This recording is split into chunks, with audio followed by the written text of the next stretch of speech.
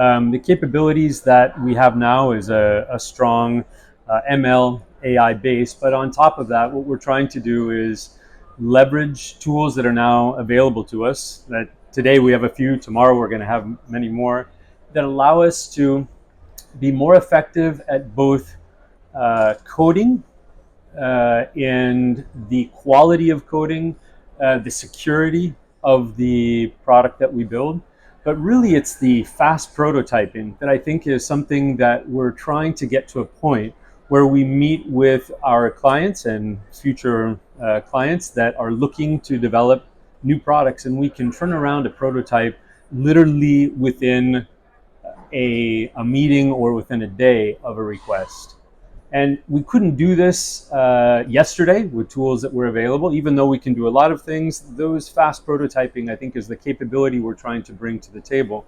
We're a small, nimble team, and I think our value add is that we can be a little more flexible than some of the larger SIs or larger companies that are focused on a base product that has maybe less flexibility or more expensive to customize. And now with these tools that we have, we can do a lot. And that's where we're investing, not only in the tools itself, but also in the human resources in the team, to ensure that the team has those tools, knows how to use those tools. So there's a lot we're going back into the market research to understand what tools are available. Because literally today we have a few, tomorrow we're going to have more.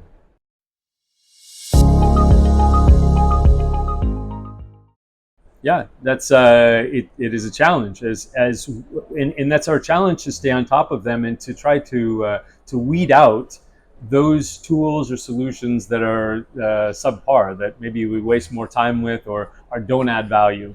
I think the hardest thing is to try with a smart team that we have, to be able to understand what tools are out there. And let me give you an example, is that Kartik and I had one of our annual meetings where we all got together and we did some brainstorming and actually did some, like, a hackathon internally within our company to come up with some new solutions. And we have done a pretty good job of understanding what's out there in terms of how to develop code and testing, and we're using various tools. And we got from the team, really unprompted, we got probably 5 or 10 new tools that we didn't even know about.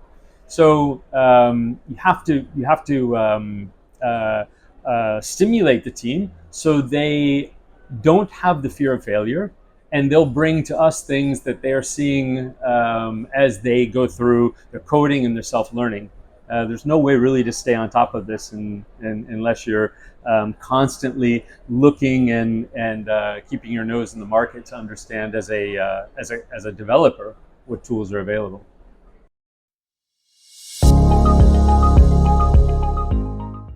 So it would double our lifespan. So we're about 5 years old now, and we see ourselves as we're already international.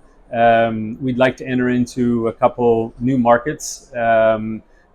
Primarily, we would like to expand what we're doing in the BFSI market, and we're looking beyond just finance into different industries where there's a lot of complexity. We can take our same base model and predictive analytics and provide better decision making at scale for companies that are in manufacturing, supply chain. There's a lot of more sophistication, a lot more data, even for companies that before weren't using it. And so we see ourselves as being multi-market, multi-geography, and multi-industry.